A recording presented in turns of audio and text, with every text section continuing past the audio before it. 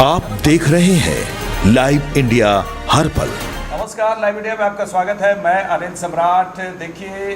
ये बात करेंगे, दिल्ली से शुरुआत कर रहे हैं, जिसमें नीट यूजीसी को लेकर कहा जाए कि वहाँ पर मामला तो थम गया है, क्योंकि पूर्व शिक्षा मंत्री अगर कहा जाए धर्मेंद्र प्रधान इस्तीफा दे चुके हैं और भी शिक्षा विभाग का कार्यभार प्रहलाद जोशी संभाले हैं, केंद्रीय मंत्री, और ये बीजेपी के वरिष्ठ नेता हैं। लेकिन बिहार की बात हम इसलिए करेंगे कि कल बिहार बंद था और बिहार बंद के दौरान विद्यार्थी जब सड़क पर उतरे और उसके बाद पुलिस के बीच में जो झड़प हुई है, पत्थरबाजी भी हुई है, जिसके बाद आंसू गैस के गोले भी छोड़े गए पुलिस के द्वारा। लेकिन सिवान से एक तस्वीर आ रही है, हम तस्वीर लगातार आपको दिखाएंगे। वो सिवान से एक तस्वीर आ रही है जहां पुलिस ने, बिहार पुलिस ने AK-47 से फायरिंग की है, और ये तस्वीर हम आपको लगातार टीवी स्क्रीन में दिखाएंगे, दिखा रहे हैं। आप देखिए तस्वीर जहां AK-47 से फायरिंग की गई, और इसको लेकर फिर बिहार में राजनीतिक भूचाल आ गया है। पूरा मामला थम गया, लेकिन बिहार में जिस तरह से अरेस्टिंग हुई है तेज प्रताप यादव की, लालू प्रसाद यादव के बड़े बेटे हैं, और तेजस्वी यादव ने इसका पूरी तरह से विरोध किया है कि जिस तरह से अरेस्टिंग हुई है, 423 छात्रों की हुई है, अरेस्टिंग हुई है, जिसमें तेज प्रताप यादव को भी बेऊर जेल भेजा गया है। बिहार का मुद्दा एक बार फिर गर्मा गया है, क्योंकि यहाँ पर जिस तरह से फायरिंग की गई, वो AK-47, आप तस्वीर देखिए, AK-47 से पुलिस की ओर से फायरिंग किया जा रहा है। ये मुद्दा जो है बहुत ही गर्मा गया है, कहा जाए राजनीतिक भूचाल आ गया है, और इसमें कई सवाल पूछे जा रहे हैं। तेजस्वी यादव ने मुख्यमंत्री सम्राट चौधरी को जिस तरह से कहा कि ये पूरी तरह से यहाँ पर बिहार में गुंडों की शासन चल रही है यहाँ पर, और ये एक तस्वीर यहाँ पर जो दिखा रहे हैं आप, तेजस्वी यादव क्या कुछ कहे हैं, इसको हम सुनाते हैं, और उसके बाद हमारे सहयोगी अंकुर सिन्हा से भी हम बातचीत करेंगे कि क्या बिहार में सब कुछ शांत होने के बाद बिहार में राजनीतिक भूचाल आ गया है, इसे आप कैसे देखते हैं। पहले बातचीत करेंगे इनसे, लेकिन उससे पहले तेजस्वी यादव क्या कुछ कह रहे हैं इस पूरे मामले पे, इसको जरूर सुनते हैं। बार नीट पेपर लीक नहीं हुआ है, हर बार पेपर लीक होता रहा है, और बार बार जो है छात्रों के भविष्य के साथ खिलवाड़ हुआ है। हम लोगों ने कई एक बार जो है, चाहे BPSC में पेपर लीक का मामला आया हो, चाहे नीट में पेपर लीक का मामला आया हो, जैसे पूर्व में भी पुलिस बहाली को लेकर के जिस हिसाब से बिहार में पेपर लीक हुआ, हम लोगों ने हर बार जो है आवाज़ उठाया। लेकिन मौजूदा सरकार जो है कोई भी बात जो है या संवाद छात्रों से आज तक नहीं किया। जो छात्र अपने भविष्य के लिए, जो लोग सड़क पे थे, जो लोग इस आंदोलन में शामिल थे, हम सभी छात्रों को सैल्यूट करते हैं। और बिहार जो है, जिस प्रकार से खास तौर पे बिहार में जिस हिसाब से बिहारी छात्रों ने बिहार के हर एक जिला में प्रदर्शन किया, क्योंकि सबसे ज़्यादा सफ़र अगर कोई हुआ है तो बिहार के छात्र हुए हैं। बेरोजगारी इतनी है, लोग तैयारी करते हैं और लोगों को इंसाफ नहीं मिल पाता है, तो ये छात्रों की जो है जीत हुई है, सत्य की जीत हुई है। लेकिन जब तक ये सरकार, NDA की सरकार, जो बिहार में खास तौर पे 21 सालों से सत्ता में है, देश में लगभग जो है 12-13 सालों से है, जब तक ये सरकार नहीं हटेगी, जब तक ये सरकार को नहीं हटाया जाएगा, जो वोट चोर लोग हैं, जो मंदिर का पैसा जो है चंदा चोरी करते हैं, जब तक ये भविष्य की चोरी करते हैं छात्रों की, तब तक ऐसे चोर लोग सत्ता में बैठे रहेंगे, तब तक जो है देश हमारा सुधरने वाला नहीं है। तो हम खास तौर पे जिन छात्रों पर कल ये तय हुआ है कि भाई जिस पे भी मुकदमा हुआ इस आंदोलन में, जिनको हिरासत में लिया गया है, चाहे प्रदेश, पूरे देश के प्रदेशों में हो, उन पे जब तक बिहार में हर एक जिलों में अभी भी, कल भी, चाहे मेरे बड़े भाई तेज प्रताप हों या कई सैकड़ों हजारों छात्र हों, फर्जी मुकदमा करके सबको उठाया गया है। जब तक कल तक का हम सरकार को चेतावनी देना चाहते हैं, अगर कल तक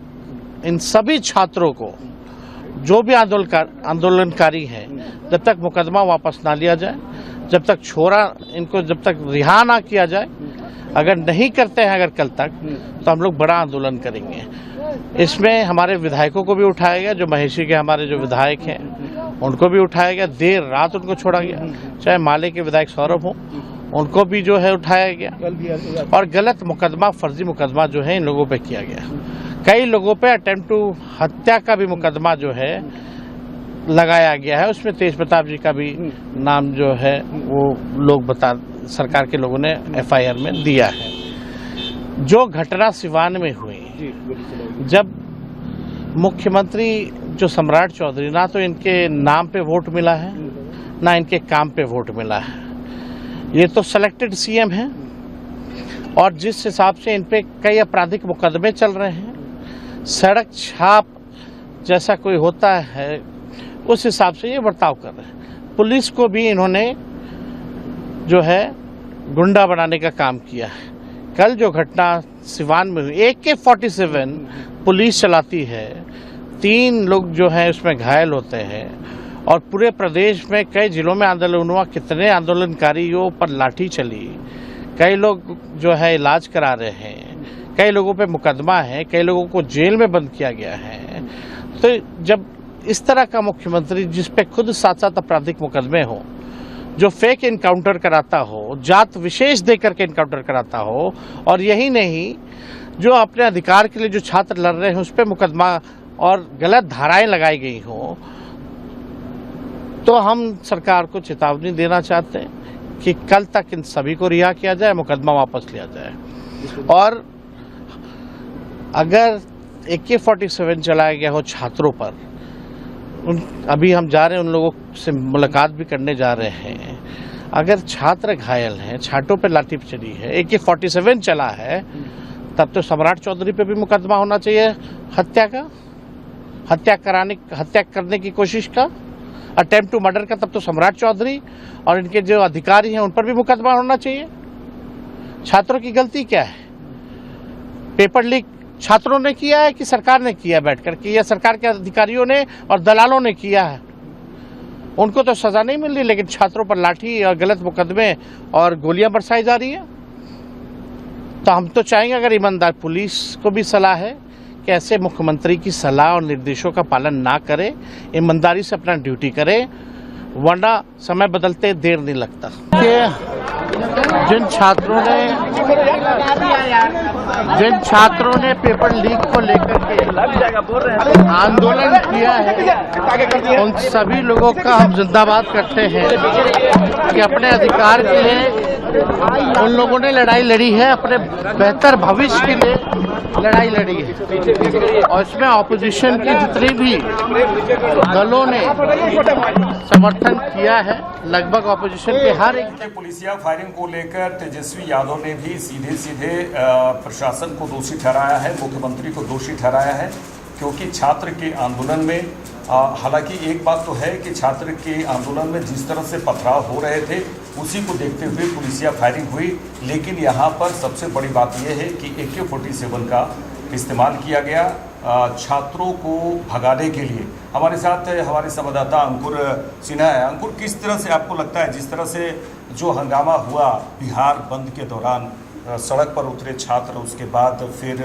तेज प्रताप यादव भी पूरी तरह से समर्थन में उतरे, तेजस्वी यादव ने कहा कि ये तेज प्रताप यादव को भी गिरफ्तार किया गया है, अन्य कई विद्यार्थियों को भी गिरफ्तार किया गया है, और सिवान से जिस तरह से हमने तस्वीरें दिखाई हैं दर्शकों को, AK-47 भी लहराया गया और साथ ही फायरिंग भी की गई।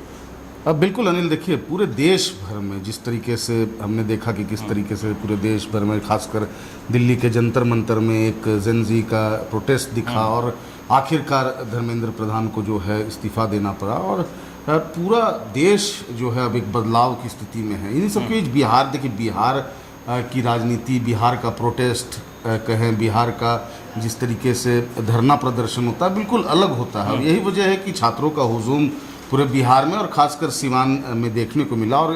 आपको बता दें कि तेज प्रताप यादव भी जो हैं कहीं ना कहीं तमाम युवा वर्ग को सपोर्ट कर रहे थे,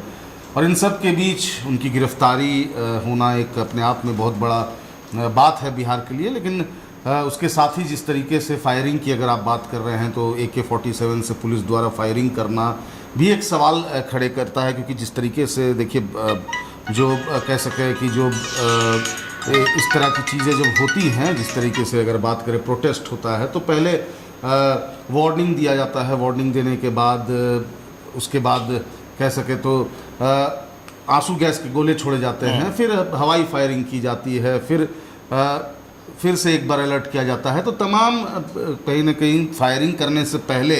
कई ऐसे पुलिस को फॉर्मेलिटीज़ पूरी करनी पड़ती है, लेकिन अब इन सब के बीच AK-47 का चलाना एक बड़ा सवाल खड़ा हो रहा है और इसे लेकर भी राजनीति बहुत ही गरमाई हुई है। जिस तरीके से लॉ एंड ऑर्डर की बात करें, लगातार जो नए मुख्यमंत्री है उनसे लगातार सवाल जो है वो कर रहा है विपक्ष, और यही सब मुद्दा जो है अब बिहार में गर्म है और ये एक मुद्दा, एक बड़ा मुद्दा बन गया है कि किस तरीके से बिहार में जो प्रोटेस्ट हुआ और बिहार में प्रोटेस्ट के बाद AK-47 से पुलिस द्वारा फायरिंग करना एक बड़ा सवाल है। और साथ ही साथ जिस तरीके से तेज प्रताप यादव के पक्ष में तेजस्वी यादव ने कहा, उन्होंने ये भी प्रश्न उठाया सदन में कि जिस तरीके से उन्होंने कहा कि पेपर लीक का मामला पहला मामला नहीं है, कई मामले ऐसे आ चुके हैं, लेकिन कहीं ना कहीं नज़रअंदाज किया गया है इन सब चीज़ों को। और जिस तरीके से लगातार इस तरह के बातें हो रही है, इस तरह की घटनाएं हो रही हैं। अंकुर, आपको ये नहीं लगता है कि देखिए विपक्ष का जहाँ तक बात है कि इस पूरे मामले को लेकर 36 दिन जिस तरह से दिल्ली में जो मामले हुए, जो घटनाक्रम हुए और इस 36 दिन के बाद पटाक्षेप हुआ, समाप्त हुआ, इसमें विपक्ष को भी समझने में काफ़ी देर हुई और साथ ही साथ केंद्र सरकार को भी समझने में देर हुई कि ये सब क्या हो रहा है। अंततः हालांकि शिक्षा मंत्री ने इस्तीफा तो दिया, लेकिन आपको क्या लगता है कि विपक्ष, अगर बिहार की बात करें,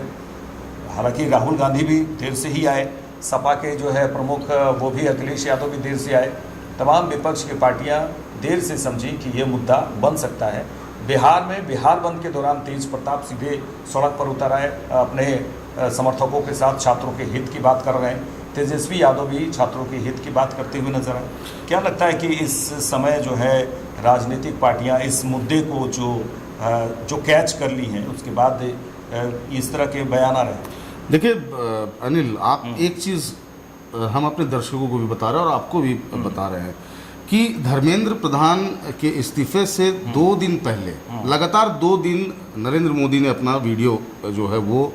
साझा किया पूरे देश भर और पूरे दुनिया भर में, और उन्होंने अपनी बात रखी। उन्होंने ऐसा प्रतीत हुआ कि वह अपनी बात युवाओं के सामने रख रहे हैं, उन स्टूडेंट्स के सामने रख रहे हैं कि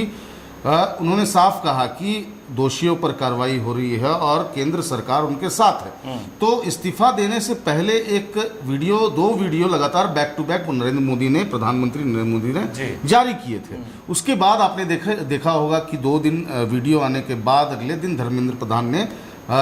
शाम में इस्तीफा दे दिया। तो कहीं ना कहीं देखिए, एक इससे ये हम नहीं समझते हैं कि बहुत ज़्यादा प्रेशर था, बहुत ज़्यादा आंदोलन बढ़ रहा था, या फिर जो जेन-ज़ी कल्चर है उसके सामने सरकार नतमस्तक हो गई है। ये एक पहलू हो सकता है, लेकिन एक पहलू ये भी है कि एक बहुत बड़ा राजनीति का खेल भी इसे माना जा सकता है, क्योंकि सूत्रों के हवाले से खबर ये भी आ रही थी कि धर्मेंद्र प्रधान को कहीं ना कहीं एक दूसरे जगह एक राज्य का कमान दिया जा सकता है, ऐसी खबरें भी, चर्चाएं भी हो रही है। लेकिन अभी तो आधिकारिक पुष्टि हुई नहीं है और ये सूत्रों के हवाले से खबर है, लेकिन कह सकते हैं कि दोनों, हर सिक्के के 2 पहलू होते हैं और सरकार, केंद्र सरकार आखिर किस आधार पर धर्मेंद्र प्रधान से इस्तीफा जो है वो ली है, ये तो देखने वाली बात है। अचानक से विपक्ष का इस मुद्दे पर उतरना, बिल्कुल विपक्ष की अगर बात करें तो विपक्ष जब अचानक से इस मुद्दे पर उतर रही है, तो अब विपक्ष का कहना है कि हम फ्रेम पर नहीं थे, हम सामने नहीं थे, लेकिन हम हमेशा सपोर्ट में थे। लेकिन ऐसा नहीं है। देखिए, बहुत चुनिंदा लोग, या कहे कि नहीं के बराबर लोग जो हैं दिल्ली के जंतर मंतर में विपक्ष की तरफ से दिखे थे। ये पूरे तस्वीरों में आपने देखा होगा कि किस तरीके से डिम्पल यादव जो हैं वो पहुंची थी, साथ ही साथ कह सके तो गिने चुने जो लोग हैं वो पहुंचे थे। बहुत ज़्यादा जो विपक्ष जो मुखर होकर के सदन में बोलते हैं या फिर अपने मांगों को लेकर के सड़क पर भी उतरते हैं, तो जेनजी जनरेशन के साथ बहुत कम ऐसे लोग, हाँ अचानक धर्मेंद्र प्रधान के इस्तीफे के बाद इस तरह की राजनीति करना और विपक्ष के बीच में कूदना। तेज प्रताप यादव, तेजस्वी यादव भी बिल्कुल, देखिए तेज प्रताप यादव की अगर बात करें तो बिहार में जिस तरीके से आंदोलन जब शुरू हुआ, जब आंदोलन उग्र हुआ, तो तेज प्रताप यादव ने समझा, उन्होंने अपने आप को भी कहा कि वो खुद एक युवा हैं और अपनी पार्टी को भी वो मजबूत करना चाहते हैं, क्योंकि उनके पार्टी का एक अस्तित्व अभी फिलहाल वो बनाना चाह रहे हैं, एक भरोसा वो बिहार में देना चाह रहे हैं, क्योंकि हमने चुनावों में देखा, विधानसभा चुनावों में कि किस तरीके से तेजस्वी को भारी हार का सामना करना पड़ा था। तो उन्होंने साफ कहा था कि पार्टी अभी नई है, उसकी नींव रखनी है, उसे मजबूत करना है। तो उन्होंने भी एक मौका तलाशा कि युवा वर्ग है, जनजी जनरेशन है और वो युवाओं को सुनेंगे और युवा उनकी सुनेंगे, समझेंगे, तो वो उस तेज प्रताप माफ कीजिएगा, तो उस लहजे से तेज प्रताप जो हैं वो इस आंदोलन में साथ दिए तमाम युवाओं को। लेकिन हाँ, अब उन्हें बेहोर जेल में डाल दिया गया है, उन्हें बेहोर जेल में गिरफ्तारी की गई है। तो तमाम चीज़ें हैं, लेकिन देखिए तेजस्वी हो चाहे तेज प्रताप हो, वो भी अब इस विरोध में, इस लगातार जो प्रोटेस्ट हो रहा है, इस प्रोटेस्ट में दिखे। लेकिन वो अंत की बात है, जब सारा मामला खत्म हो गया, जब जिस तरीके से इस्तीफे का दौर जो हुआ। ये कहना चाह रहे हैं कि देखिए पूरा मामला खत्म हो चुका, लेकिन बिहार से ये मामला एक नया रूप लेते हुए नजर आ रहा है। दर्शकों, हम लगातार आपको तस्वीरों के माध्यम से दिखा रहे हैं वो कल का जो जिस तरह से बिहार बंद के दौरान जो पथराव हुआ पुलिस पर, और उसके बाद पुलिस के द्वारा फायरिंग भी की गई। देखिए अंकुर, एक बात है कि लोग कह रहे थे कि ये जो है कहा जाए कि जो केंद्र सरकार है पूरी तरह से जो शासन है पूरी तरह से गंभीर शासन करती है, ये एक राज की तरह से है। लेकिन अगर कहा जाए कि इसमें पूरी तरह से कहा जाए कि अगर उनका जो शासन है और उसको देखते हुए अगर जिस तरह से जंतर मंतर में हो रहा था, अगर एक्शन लेना चाहती केंद्र सरकार तो पहले ही एक्शन ले लेती कि पूरी तरह से यहाँ से खाली करो, लेकिन उन्होंने ऐसा नहीं किया। और कहा जाए कि बीच में जो हंगामा हुआ था, जो पथराव हुए थे, उसके बाद पुलिस का भी एक्शन हुआ था। लेकिन बिहार में हम दर्शकों को लगातार तस्वीरें दिखा रहे हैं, क्या आन पड़ी, क्या जरूरत पड़ी AK-47 चलाने की। इसी को लेकर तेज प्रताप और तेजस्वी यादव कह रहे हैं कि उन अधिकारियों से पूछा जाए और उन अधिकारियों पर को सस्पेंड किया जाए, उन अधिकारियों पर कार्रवाई की जाए जो इस तरह से छात्रों पर AK-47 लेके भी जो फायरिंग की गई। देखिए अनिल, थोड़ा पीछे जाएंगे हम। फायरिंग का मुद्दा अपनी जगह है, लेकिन देखिए ये मुद्दा उठा कैसे? ये उठा नीट के पेपर, UGC नीट के पेपर लीक मामले से। और हमने देखा कि इनके तार जो हैं वो बिहार, झारखंड, बंगाल से भी जुड़े हुए थे। तो जो कह सकते हैं कि जो छापेमारी हुई थी, तो बिहार में भी छापेमारी हुई और बड़े पैमाने पर क्लू जो हैं वो मिले थे CBI को और साथ ही साथ अन्य पुलिस अधिकारियों को। तो बिहार शुरू से हर परीक्षा, जो भी परीक्षा के क्वेश्चन पेपर लीक होते हैं, तो बिहार जो है वो केंद्र बिंदु माना जाता है। और यही वजह है कि तमाम जो विपक्ष हैं इस मुद्दे को लेकर के आरोप जो है वो लगा रहे हैं कि बिहार में भी ऐसे घटनाएं हो गई हैं, या फिर अगर पूरे देश भर में जिस तरह के इस पेपर लीक का मामला होता है तो बिहार, झारखंड और सबसे पहले बिहार का नाम सामने आता है। आपने देखा होगा कि झारखंड में भी जिस तरीके से यहाँ पर कई परीक्षाएं हुई और यहाँ पर भी कई पेपर लीक का मामला जो है वो सामने आया था, तो इन सब के भी तार बिहार से जुड़े हुए थे। लेकिन जो नीट, जो मेडिकल की परीक्षा सबसे बड़ी परीक्षा होती है, उसके तार भी बिहार से जुड़े थे। तो एक सवालों को घेरे में लगातार बिहार रहा है। और वहाँ पर आपने देखा होगा कि वहाँ पर स्टूडेंट्स की संख्या, युवाओं की संख्या बहुत ज़्यादा है बिहार में, और बेरोजगारी भी उतनी ही है जितनी संख्या है। तो कह सकते हैं कि एक भीड़ था, एक आक्रोश था लोगों में, और उन्हीं सब में से एक उन गिरोह में भी शामिल हैं जो कि पेपर्स लीक करते हैं। तो कुल मिला के आप डिटेक्ट नहीं कर सकते हैं कि कौन सही है और कौन गलत है, कौन स्टूडेंट है और कौन इन सब चीज़ों में शामिल है। तो एक उग्र आंदोलन का रूप ये लेता गया और जिसके बाद पुलिस को बल का भी प्रयोग करना पड़ा और AK-47 भी चलानी पड़ी। हाँ, AK-47 चलाने का जो मुद्दा है पुलिस द्वारा, ये कहीं ना कहीं गलत है, क्योंकि AK-47 चलाने का मकसद तभी होता है जब आप एक कोई आतंकवादी या कोई उग्रवादी या कोई ऐसे संगठन को लेकर के यहाँ पर इनकाउंटर्स जगह वगैरह चलता है, वहाँ पर होती है। हाँ, अगर ये होता कि उग्र हो गई है और तमाम जो स्टूडेंट्स हैं वो पुलिस को जान मारने को आ रही थी, तो वो अलग बात है कि अपने सेफ साइड में या अपने आपको बचाने के लिए फायरिंग की गई, लेकिन आराम से भीड़ को कंट्रोल किया जा रहा था और इन्हीं सब के बीच AK-47 चलाना, ये सवालों के घेरे में पुलिस प्रशासन है बिहार की। अब मुख्यमंत्री को संज्ञान लेना होगा, सम्राट चौधरी को ये देखना होगा कि आखिर इन सब चीज़ों में आखिर क्यों पुलिस को AK-47 जैसे हथियार का इस्तेमाल करना पड़ा। जी अंकुर, देखिए सही बोल रहे हैं आप। और दर्शकों ये बता दें कि जिस तरह से जो बिहार में हंगामा हुआ, बिहार बंद के दौरान छात्रों के द्वारा जिस तरह से पथराव किया गया, उसके बाद आंसू गैस के गोले छोड़े गए और कहा जाए कि वहाँ पर पूरा हंगामा नज़र आ रहा था और छात्र पूरी तरह से आक्रोशित थे, वो इस्तीफ़ा मांग रहे थे। हालांकि इस्तीफ़ा दे दिया गया, लेकिन बड़ा सवाल यह है कि सिवान से अगर कहा जाए, तस्वीरें हम आपको लगातार दिखाए हैं कि किस तरह से पुलिस के द्वारा जो है AK-47 लेके फायरिंग करना और भगाना, ये तमाम विषय हैं जिसको लेकर बिहार में राजनीतिक भूचाल एक तरह से कहा जाए आ चुका है। और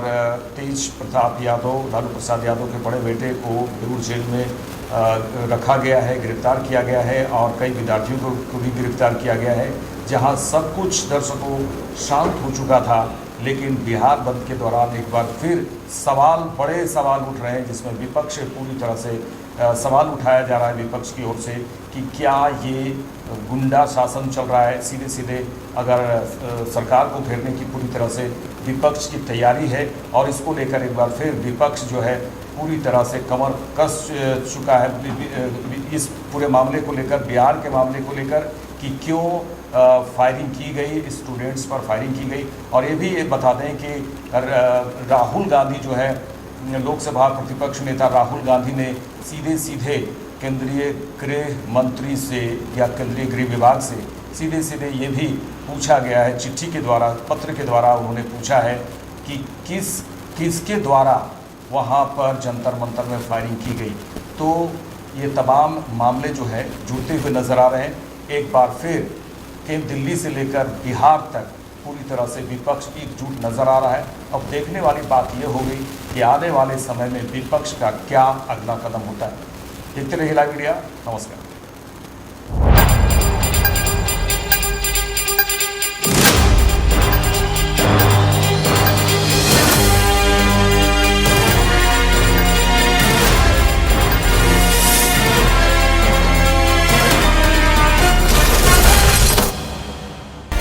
आप देख रहे हैं लाइव इंडिया हर पल।